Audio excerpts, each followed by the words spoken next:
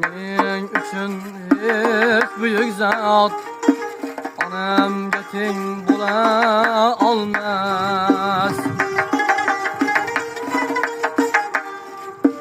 Mening uchun hech buyuk zot onamga teng bo'la olmas. Jonli jonsiz hech mavjudot onamga teng bo'la olmas. Jonli jonsiz hech mavjudot onamga teng bo'la olmas.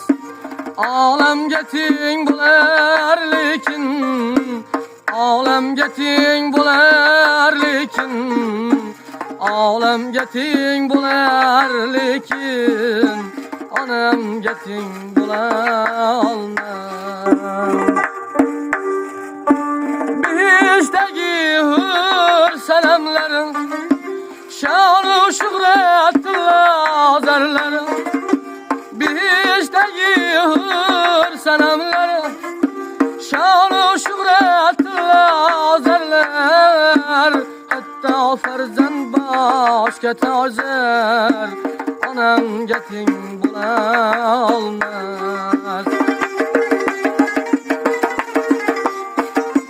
Hatto farzand boshga tojar onamga teng bo'la olmas.